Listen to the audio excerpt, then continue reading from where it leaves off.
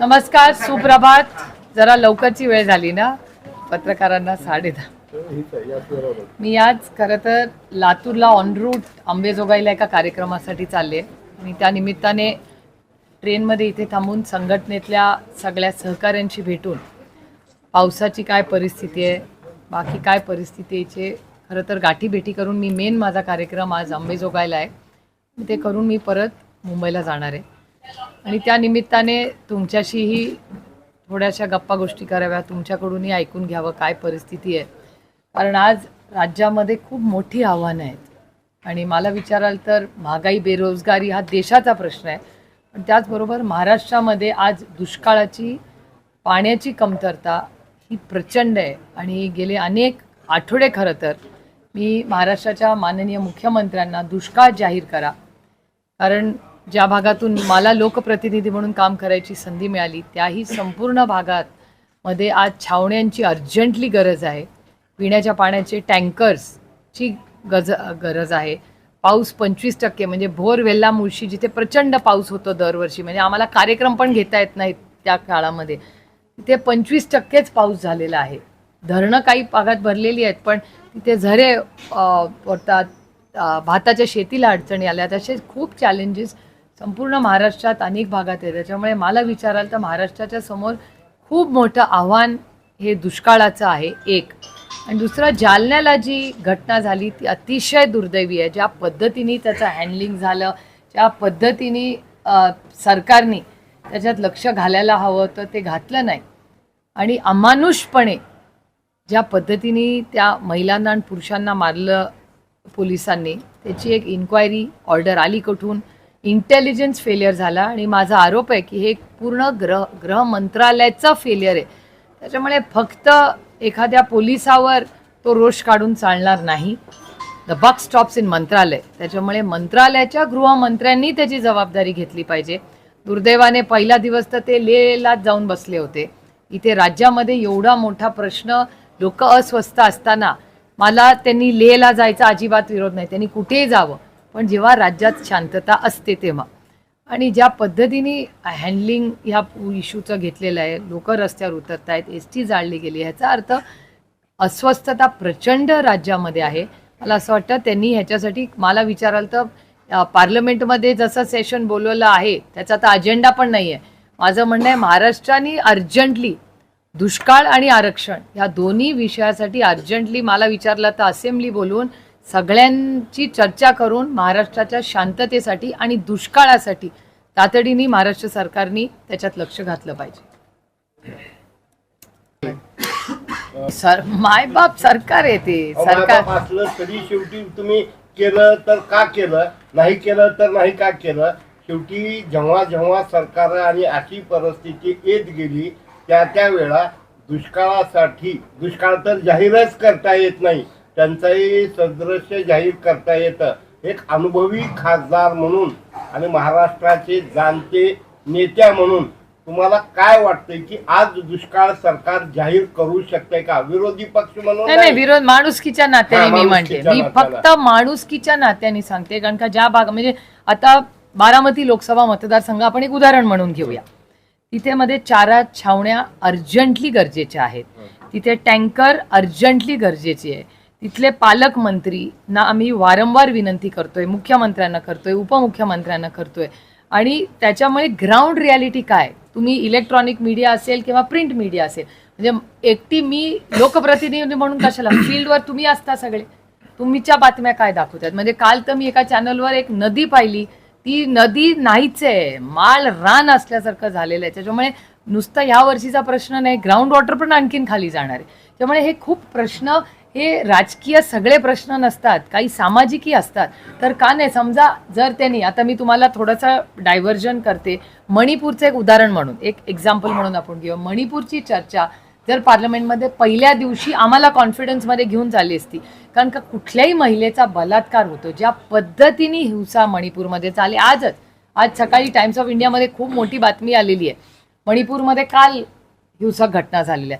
ते जर पहिल्या दिवशी आणि एका आवाजात सगळ्या भारतानी सगळ्या संसदेतून आम्ही सांगितलं असतं की आपण सगळे, मग पक्ष नाही काही नाही, सगळ्यांनी मणिपूरमध्ये जी हिंसा होते याच्या विरोधात आम्ही सगळे एक आहोत. बलात्काराचं कोणी सत्तेत असलं तर नाही म्हणू शकत हे योग्य आहे. त्याच्यामुळे इतकही पातळी राजकारणाची खाली नको आपण करूया, आणि महाराष्ट्रात तर नाहीच नाही.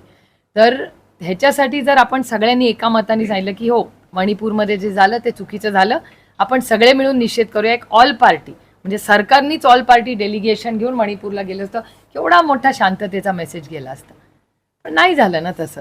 त्याच्यामुळे आता शेतीचं गेलं जवळपास, तुम्ही माझं ट्विटर अकाउंट बघू शकता, त्याच्यामध्ये की जवळपास 3-1 आठवडे झाले मी सातत्याने सरकारला सांगते, पण सरकार बाकीच्या नको त्या कामात इतकी व्यस्त असते की ते ॲडमिनिस्ट्रेशन कधी करतात हा एक मोठा प्रश्नच आहे. म्हणजे सरकार आपल्या दारी वगैरे जो कार्यक्रम केलाय तो हास्यास्पद आहे मला विचाराल तर. एक तर हजारो कोटी रुपये खर्च, जे त्या पॅन्डॉलच म्हणे काहीतरी 1-2 कोटी रुपये खर्च आहे, एका दिवसाचा आली येतोय. आणि शासन आपल्या दारी म्हणजे तुमच्या दारात यायला पाहिजे. आमच्या पुणे जिल्ह्यात केला तो, जेजुरीला केला, आनंद आहे आम्ही जेजूर, पण मग दारात म्हणजे त्याचा काय अर्थ हो? पोलीस आपल्या दारी आहे तिकडे, ईडी सीबीआय तुमच्या दारी आहे, पण शासन तुमच्या दारी नाही आहे या सरकारमध्ये. हे दुर्दैव आहे. म्हणजे मला हे बोलताना दुःख वाटतंय की ह्या 21व्या शतकात मला हे बोलावं लागतंय. मराठ्यांना कुणबी जातीचं प्रमाणपत्र देण्याची घोषणा केली आहे. मग ज्यांच्या निजाम काळामध्ये नोंदी नाहीत, त्याच्याशिवाय जे मराठा आहेत ना, त्यांच्यावर हा अन्याय नाही का? हाच मोठा प्रश्न आहे. काल माननीय मुख्यमंत्र्यांनी जे स्टेटमेंट केलं, हा प्रश्न मलाही त्यांना विचारायचा आहे. आणि म्हणूनच मी म्हणते की एक जर सेशन अर्जंटली बोलवलं तर एक व्यापक चर्चा होऊ शकते ना. असेंब्ली कशासाठी असते? चर्चेसाठी तर असते. आणि विरोधकांना विश्वासात घ्या ना तुम्ही. दुष्काळासाठी घ्या, आरक्षणासाठी घ्या, सगळे मिळून चर्चा करू. आमची चर्चा करायची भूमिका पहिल्या दिवसापासून आहे, केंद्रात पण होती आणि इथेही आहे. कारण का प्रश्न खूप गंभीर आहे. आम्हाला नाही आनंद होतोय जेव्हा हिंसा दिसते राज्यामध्ये, तेव्हा राज्याचं नाव खराब होतं. आपल्याला अडचणी कशाच्या येतात? बिझनेसमध्ये येतात, इन्व्हेस्टमेंट्समध्ये येतात. पण हे सरकार आईसमध्ये इतकं बिझी असतं. आईस माहिती आहे ना आपल्याला? आईस म्हणजे बर्फ नाही हा. आईस म्हणजे इन्कम टॅक्स, सीबीआय आणि ईडी. आईस हे आईसमध्ये आणि पक्ष फोडण्यामध्ये इतके व्यस्त असतात की हे प्रशासन कधी करतात हा मोठा प्रश्नच आहे मला. आणि जर प्रशासन झालं तर मग व्यासपीठ वापरायचं आणि तिथून राजकीय भाषणं करायची, लोकांवर टीका करायची. अरे तुम्ही काय करताय हे सांगतच नाहीये राज्यातले कुठले. आणि म्हणून मी 15 दिवसापूर्वीही म्हणले होते आणि मी आजही, महाराष्ट्र सरकारमध्ये पॉलिसी पॅरालिसिस आहे हा माझा या सरकारवर आरोप आहे. It is a complete policy paralysis. का आमचे तुम्ही दुष्काळाचे प्रश्न मांडत नाहीयेत? का आम्हाला कालच्या कॅबिनेटमध्ये एवढी चर्चा झाली, मग आमचे टँकर आज का सुरू झाले नाहीयेत? का आमच्या मतदारसंघात छावण्या सुरू द्यायचे निर्देश दिलेले नाहीयेत? का नाही होते हे सगळं? आता ज्या एसटीच्या ज्या स्टोरीज तुम्ही सगळ्या एवढ्या पोट तिडकीनी करताय, 50% तुम्ही महिलांना मोफत दिलं ना, त्याचं आम्ही स्वागत करतो. विरोधात असले तरी चांगल्याला चांगलं म्हणलंच पाहिजे. पण एसटी गावात पोहोचेल तर आमची महिला त्याचा उपयोग घेईल ना. हा आहे ना इश्यू एक. पवार साहेबांनी एक तोडगा सुचवला आहे मराठा समाजाला आरक्षण देण्यासाठी, की तामिळनाडूमध्ये जसं 69% पुढं जे आरक्षण आहे ते आरक्षण द्यायला पाहिजे. पण हे आता विशेष अधिवेशन जे होणार आहे त्याच्यामध्ये तुम्ही हा मुद्दा मांडणार? नाही, ऍक्च्युली महाविकास आघाडीच्या वतीने परवाच आम्ही सगळे काँग्रेस पक्ष, शिवसेना आणि राष्ट्रवादी काँग्रेस पक्ष, आम्ही खडगेजींच्याच घरी परवा दिल्ली जेव्हा भेटलो होतो, आमची सगळ्यांची व्यापक ह्याची चर्चा झाली की अनेक विषय, म्हणजे 5 दिवसाचं पार्लमेंटमध्येही जे अधिवेशन बोललेलं अजेंडा तर आम्हाला माहिती पण नाही. क्वेश्चन आवर नाही, 0 आवर नाही, म्हणजे आम्ही काही प्रश्न विचारायचेच नाही. परत दडपशाहीचं आणखीन एक उदाहरण. म्हणजे क्वेश्चन आवर पार्लमेंटमध्ये नाही, तो आमचा अधिकार असतो एक प्रश्न विचारायला. म्हणून काय लगेच सरकारला अडचणीत आणत नाही आम्ही, पण आमचा अधिकार आहे ते. तर पहिला मुद्दा प्रश्न नाही, 0 आवर नाही, म्हणजे तेच अजेंडा लास्ट मिनिट देणार, त्याच्यावरच आम्ही बोलत राहायचं. याला हे संविधानात पण बसतंय का आपल्या? हा, बिना नाही, अजेंडा तर द्यायला आम्हाला. नॉर्मली चर्चा तर झाली पाहिजे. नॉर्मली LOP जे लीडर ऑफ ऑपोजिशन असतात त्यांना सगळ्यांना बोलवतात, एखादी चर्चा होते की कुठली बिलं घ्यायची, काय चर्चा करायची. आम्हाला काही अजेंडा माहिती आहे म्हणून आम्ही इथून अजेंडा देतो की तुम्ही अजेंडा देत नाही तर आम्ही अजेंडा घ्या.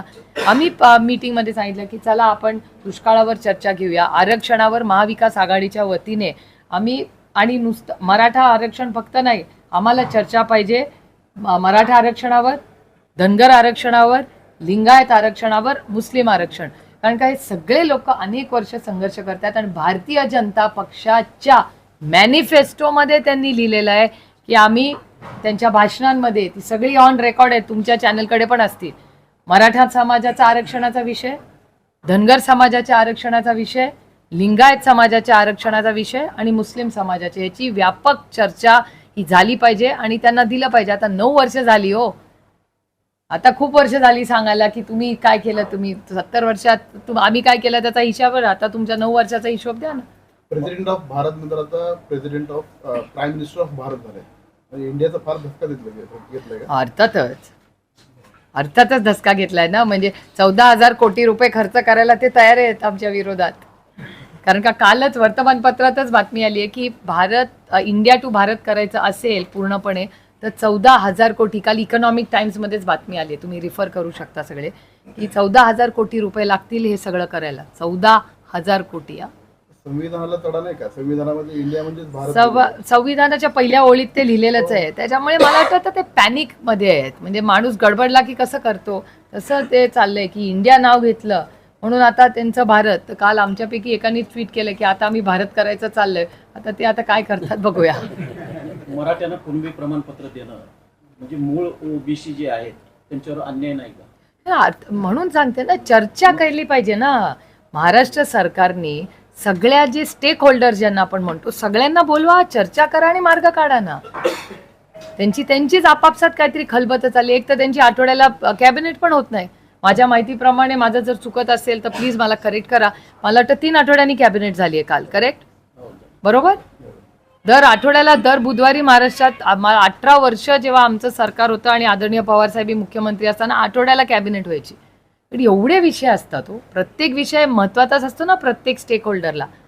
ह्यांच्यासाठी कुठलेच विषय नाही आहेत. त्यांचं फक्त आमदार फोडणे आणि आईस एवढ्यातच व्यस्त असतात ते.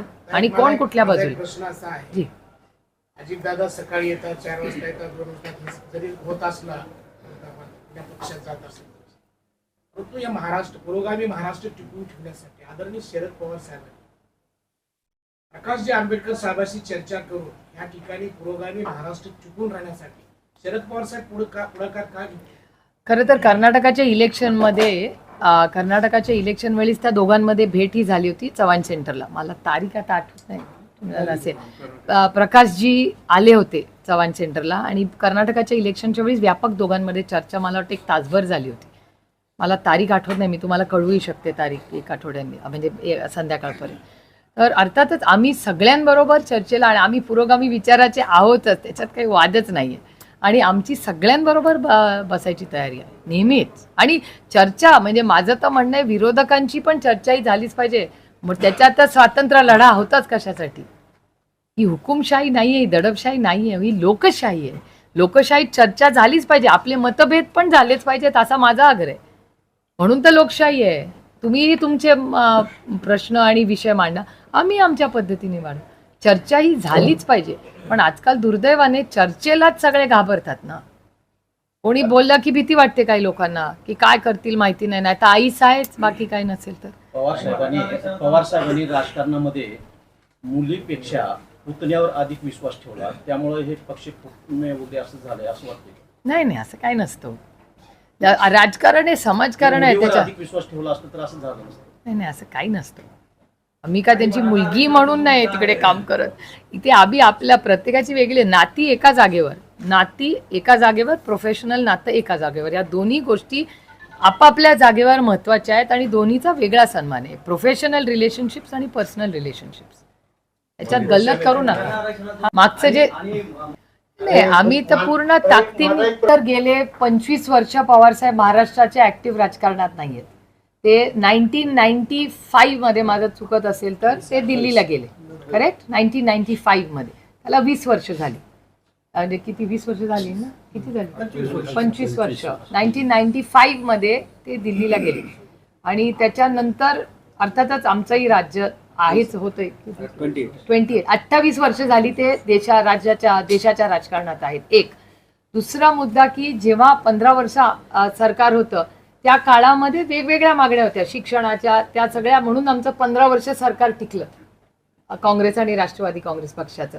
त्याच्यानंतर 2014 मध्ये धनगर समाजाची खूप मोठी मागणी 2014 मध्ये 13-14 मध्ये आली आणि तेव्हा आदरणीय माननीय देवेंद्र फडणवीस जी हे बारामतीला आले होते आणि बारामतीला येऊन त्यांनी आमच्या घराच्याच समोर आंदोलन केलं होतं आणि तेव्हा खूप धनगर समाजाची खूप मोठी महत्वाची मागणी होती ती आणि ती त्यांच्या पद्धतीने पूर्णपणे रास्तच होती. कारण का आधी त्यांना आदरणीय पवार साहेबांनी आरक्षण दिलं होतं मुख्यमंत्री असताना धनगर समाजाला.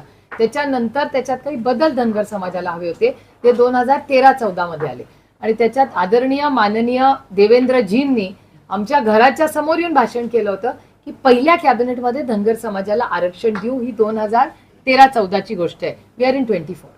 त्या जवळपास 9 वर्ष झाली त्या गोष्टीला आणि त्याच्यानंतर केंद्रातही त्यांची सत्ता आणि राज्यातही त्यांची सत्ता आणि राज्याचं प्रपोजल केंद्रात झालं पाहिजे आणि त्यांच्याच विचाराचे जे मंत्री आहेत दिल्लीमध्ये त्यांनी ऑन रेकॉर्ड माझ्यासमोर मी जेव्हा प्रश्न विचार मलाच उत्तर दिले, बाकी कुणाला नाही. त्याच्यामुळे मला ती सगळा व्हिडिओ पण माझ्याकडे आहे की अशी मागणी महाराष्ट्र सरकारकडून आमच्याकडे आलेली नाही. म्हणजे माननीय देवेंद्रजींनीच ती पाठवलेली नाही असा त्याचा अर्थ त्यांच्याच मंत्र्यांनी होतो. एक मुद्दा. आणि दुसरा मुद्दा, भारतीय जनता पक्षाच्याच एका खासदारांनी माझं भाषण झाल्यानंतर मागणी केली की सुप्रिया सुळे जी मागणी करतायत धनगर समाजासाठी ती नका करू, आमच्यातलं आरक्षण आम्ही देणार नाही. त्याच्यामुळे हा कॉन्फ्लिक्ट जो क्रिएट झालाय त्याच्यामुळे जे कन्फ्युजन झालंय आणि मागण्या बदलत चालल्यात याचा अर्थ मी पण स्वतः कन्फ्युज आहे. कारण का भारतीय जनता पक्षाचं नक्की धोरण काय आहे? महाराष्ट्रात एक मागणी करतात आणि दिल्लीत एक. तर भारतीय जनता पक्षाचा स्टँड काय आणि त्यांचा स्टँड का महत्वाचा आहे? कारण का त्यांनी खूप ही मागणी लावून धरली होती एक, आणि दुसरं त्यांच्या पक्षाचा 2 वेगळे स्टँड असू शकत नाही ना, दिल्लीत एक आणि महाराष्ट्रात एक. असं कसं पॉलिसी लेवलला एक असं? आमचा स्टँडर्ड आहे, आमचा आग्रहच आहे की ज्या ज्या पद्धतीने ज्या ज्या आरक्षणात बदल हवेत आम्ही त्या समाजाच्या बरोबर आहोत, मग दिल्लीत असू दे किंवा महाराष्ट्रात. असं नाही होत की आमचे आमदार इकडे एक बोलतात आणि आमचे खासदार तिकडे एक बोलतात, असं नाही आमच्याकडे. म्हणून मी म्हणते देयर इज पॉलिसी पॅरालिसिस. त्याच्यामुळे मी म्हणते ना, माझं म्हणणं आहे समाजाची जी मागणी असेल त्याची चर्चा करावी सरकारने. एक सगळे आता ते या सगळ्यांनी त्या दिवशी मी टीव्हीवरही पाहिलं की सगळे अशोक रावांबद्दलच बोलत होते की अशोक चव्हाण का त्यांचा अध्यक्ष. अरे अशोक चव्हाण अध्यक्ष आहेत मला मान्य आहे, पण ती एक तर कमी होती आणि सगळे एक गोष्ट विसरला किंवा माझ्या वाचनातून राहून गेली असेल की माननीय उद्धवजी, माननीय दादा आणि माननीय अशोक चव्हाणजी हे तिघही माननीय प्रधानमंत्र्यांना मराठा आरक्षणासाठी भेटले होते. आठवतं तुम्हाला ती मीटिंग? सगळ्यांना, सगळे दिल्लीला गेले होते, आठवतं? मग त्या मीटिंगचा आउटपुट काय झाला? कोणीच त्याच्याबद्दल गेल्या 2-3 दिवसात बोलत नाहीये. ते सगळं अशोक राव अध्यक्ष होते मला मान्य आहे, पण सगळे लोक तिन्ही पक्षाच्या वतीने सगळे दिल्लीला माननीय प्रधानमंत्र्यांनाही भेटायला गेले होते. मग त्या मीटिंगचा आउटकमचं आणि आउटपुटचं काय झालं? म्हणून मी म्हणते की जर त्यांनी एक इदर ऑल पार्टी कमिटी करावी सगळ्यांना कॉन्फिडन्समध्ये घेऊन एक, किंवा सेशन बोलवावं. सेशन कशासाठी आहे? आणि तिकडे 300 खासदार, इकडे 200 आमदार, तरी यांना अडचण काय येते? मग जे एवढी ताकद, एवढे म्हणजे आमदार खासदार असताना तुम्हाला सेशन बोलवायला काय प्रॉब्लेम आहे? एवढे गंभीर विषय राज्याच्या समोर आव्हानं असताना. आज सकाळी सांगू का इंग्लिशमध्ये सांगू? How can it? मग दोन्ही भाषेत Indian. It's important to convey the message. I want to make one thing very very clear. I reiterate that there is no split in the NCP. Mr. Sharad Pawar is the national president of the NCP and Mr. Jayant Patil is the state president in Maharashtra of NCP. So that's one thing on the record. And the other thing is that we have clearly policy and ideological differences with the BJP.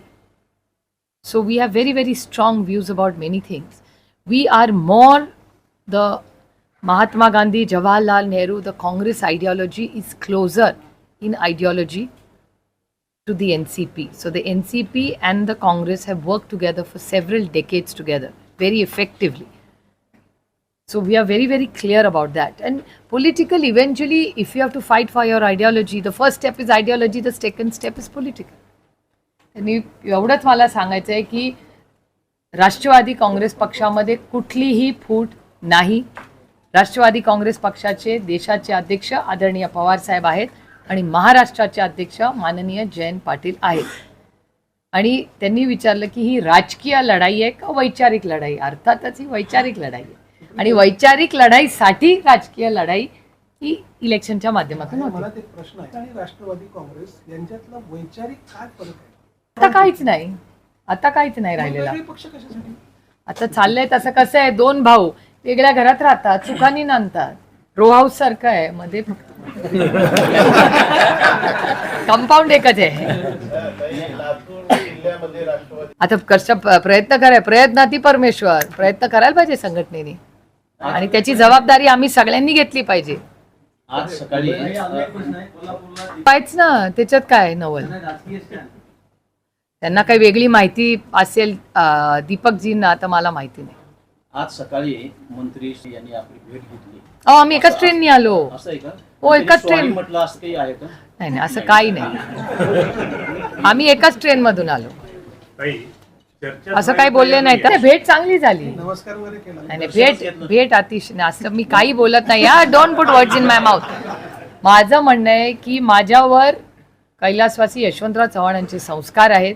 त्याच्यामुळे ज्यांनी कोणाची काय त्यांच्या कारणांमुळे lines घेतली असतील, त्याच्यात आपण करू नये. आपण आपली चालचा आपलं चाल म्हणजे वॉक, नाही तर चाल अर्थ काढू नका. आपण आपल्या दिशेने आपण चालायचं. प्रत्येकाला एका लोकशाहीमध्ये आपला मार्ग घ्यायचा अधिकार आहे. तर अशी चर्चा आहे की निवडणुकीच्या पुढे दादा परत येते. तुमच्या तोंडात पडो. आमच्या मानधनाची नाही का? मी तुम्हाला कुठली, मला आपल्या मतदारसंघाचा थोडा शो ऑफ. हो, होईलच ना, टप्प्याटप्प्याने होईल. आता तर मला असं वाटतं आता तर स्पेशल सेशन आहे. आणि साहेबांची आता त्या इंडियाच्या 1-2 मीटिंग्स आहेत ना दिल्लीमध्ये त्या कमिटीच्या, त्याच्यामुळे त्या 1-2 मीटिंग्स होतील. मग आमचं सेशन होईल. आणि मला वाटतं आमचं सेशन आणि गणपती सगळंच ओव्हरलॅप होतंय. त्यामुळे गणपतीच्या नंतरच होईल आता, कारण का आता वेळच नाही ना. आता पुढच्या आठवड्यात कमिटी 2 होतील, त्या आमच्या सीट शेअरिंगच्या वगैरे सगळ्याच ना, कॅम्पेन, सीट शेअरिंग सगळ्याच चर्चा होतील. त्यामुळे थोडासा वेळ ते. आणि या स्पेशल सेशन नसताना तर आता होऊन गेले असते दौरे सगळ्यांचेच आमचे. खरं इंडियामधले जे घटक पक्ष आहेत, तामिळ इंडिया आघाडीला राजेंद्र सिंग कोणे वॉटर रिसोर्सेस मंत्री आहे. Yes, definitely. त्यांचं एक स्टेटमेंट आलं की इंडियावाले जर राजस्थानमध्ये घुसले तर त्यांना आम्ही बाहेर काढू. म्हणजे एखादा केंद्रीय मंत्री अशा पद्धतीने बोलतो. स्टॅलिनचं वक्तव्य भारतीय जनता पक्षाचे मंत्री काहीही म्हणू शकतात, त्याच्यामुळे मी काय फार त्याच्यावर बोलत नाही. दुसरी गोष्ट की त्यांनी जो मला प्रश्न विचारला, मला असं वाटतं की कोणीतरी कुठेतरी काय बोलतं. आता त्यांनी जसं दीपक केसरकरांचे एक comment, I have no idea कुठून त्यांना ते सुचतं सगळं बोलायचं वगैरे. तर मी ह्याच्यासाठी निवडून नाही आले. मला लोकांनी कशासाठी निवडून दिले? पार्लमेंटमध्ये जायचं, तिथे आमचे प्रश्न मांडायचे, आणि मतदारसंघात छावण्या होत आहेत का नाही, टँकर होत आहे का नाही, आता कशाला किती कुणाचा महत्त्व द्यायचं हे पण आम्हाला कळलं पाहिजे. एक तर जबाबदार व्यक्ती म्हणून, म्हणजे मी खासदार नसते तर बेफानपणे काही बोलू शकते, पण मी एक खासदार आहे. त्याच्यामुळे त्या चौकटीमध्ये माझ्या फक्तसाठी नाही, माझ्यावर जो राष्ट्रवादी काँग्रेस पक्षाने विश्वास टाकला त्याला मी तडा देऊ शकत नाही. म्हणून मला जबाबदारीनीच बोललं पाहिजे. त्याच्यानंतर बारामती लोकसभा मतदारसंघातल्या प्रत्येक मतदारांनी विश्वासाच्या नात्याने मला मतदान केलंय, त्याची पण माझ्यावर जबाबदारी. त्याच्यामुळे आम्हाला मोकळं बोलायचा अधिकार नाही.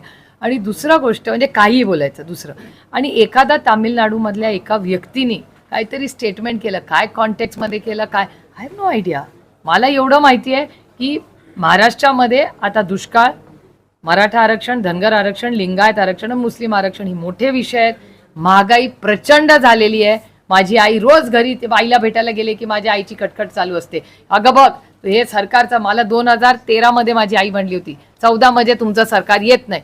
मी म्हणायचं का, एवढी महागाई झाली आहे, तुझ्या बाबांना मी रोज सांगते महागाई तुम्ही 14 मध्ये हरणार, कारण का महागाई आहे. तेच शब्द आता माझ्या कानात माझ्या आईचे येतात. एवढाचा कोथिंबीर एवढा, टमाट्याचा हा भाव, त्याचा ते भाव, सिलेंडर कमी, 200 रुपयांनी गरिबांचं झालं म्हणून काय 200 रुपये असं आमच्या घरातच चाललं असतं. त्याच्यामुळे नाही, माझी आई राजकीय नाहीये. तिला टमाट्याच्या आणि ह्याची भावचं पडले, कोथिंबीरच्या. 2024 एक घरगुती. आता तुम्ही घरी जाऊन बघा ना, मग तुमची बायको थोडी राजकीय आहे. ती काय म्हणणार सिलेंडरचा भाव 5 झाला, इथे डाळीचे भाव 100 रुपये पार झाले. होतोच ना, घरातल्या महिलांना त्रास होतो त्याचा, कारण आपण सगळे बाहेर कामात घरी असतो, बॅलन्स त्यांना करायचं असतं. डाळीचे भाव काय असायला पाहिजे असं वाटतं तुम्हाला? डाळ आहे, तेल आहे. 10 वर्षापूर्वी जे खाद्यतेलाचे भाव होते ना, ते आज आहे. खाद्यतेलाचे खाद्यतेल, डाळीचे भाव देखील असेच आहे. नाही, डाळीचे भाव वाढले. मी सांगतो तुम्हाला, 2016 आपल्याकडे डाळीचे भाव 250 रुपये तूर गेले. 16 मध्ये ही आता किती आहे? 170 रुपये गेली. किती नेमके भाव असले पाहिजेत म्हणजे शेतकऱ्याला चांगले पैसे देतात? नाही नाही, तुम्ही गल्लत करू नका. हो नाही, शेतकऱ्याचा एक भाव असतो आणि गिरायकाचा एक भाव बरोबर असतो. आहे. त्याच्यासाठी नाही आणि माझा मुद्दा असा आहे की काय भाव असला पाहिजे की ज्यामुळे शेतकऱ्याला चांगले पैसे नाही मिळतील? आता केंद्र सरकारने काय शब्द दिला होता, डबलिंग ऑफ फार्मर्स इन्कम. आता खर्च किती आहे ते त्याच्यासाठी एक कमिटी असते केंद्र सरकारमध्ये, जी सगळा खर्च म्हणजे पेट्रोल डिझेलचा जो भाव असेल, फर्टिलायझरचा भाव असेल, त्याच्यानंतर एक कमिटी असते, ती मिनिमम सपोर्ट प्राइस काढते. तो एक, त्याच्यामुळे त्याला एक स्टँडर्ड फॉर्म्युला नसतो, ते व्हेरी होत असतं मिनिमम सपोर्ट प्राइस. आणि मग कन्झ्युमर इंडेक्स असतं.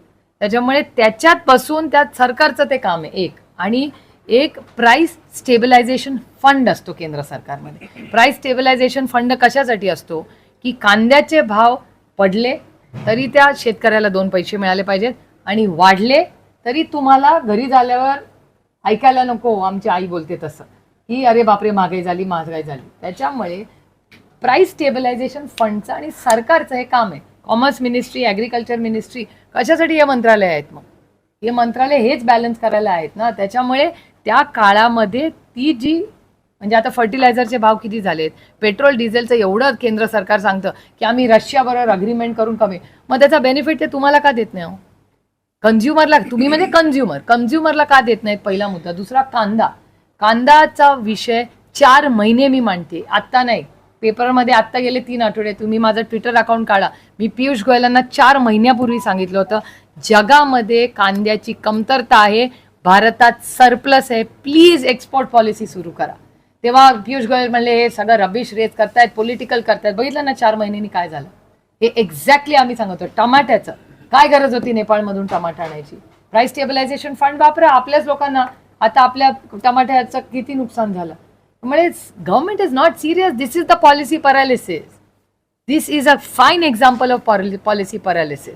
मराठा आरक्षणाचं जे झालं आता मेस, पॉलिसी पॅरालिसिस. दुष्काळाचं आमच्याकडे आता हे जे चाललंय पाण्याची परिस्थिती, दिस इज पॉलिसी पॅरालिसिस.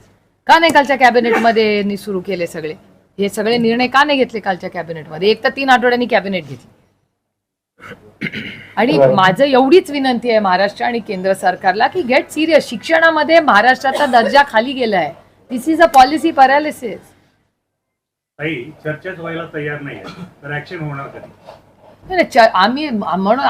आम्हाला अजून लोकशाहीवर विश्वास आहे आणि ती लोकशाही जगल्यासाठी तर इंडिया लढते. नाही तर ही लढाई कशाची आहे? दडपशाहीच्या विरोधातच इंडिया लढते. महत्वाचा एक विषय आहे आपला. दरवेळेस मराठवाड्याच्याच नावावर राजकारण चाललंय. हाच तर प्रश्न आम्ही विचारतोय. आता वाळूज आणि औरंगाबाद आणि तिथल्या सगळ्या MIDCs कुणाच्या काळात झाला? आमच्याच काळात झाला ना. मग यांनी 9 वर्ष यांचं सरकारहून आलं काय? काळामध्ये मराठवाड्यात हा राजकीय हेतू हे केला केंद्रबिंदू ठरला. हीच तर आमची लढाई आहे त्यांच्या विरोधात. तुम्ही आमचेच भाषण बोलताय. Very good, thank you very much, thank God. अरे तुम्हाला अजून काय विचारायचं आहे का? बघा, एक मिनिट घेतो.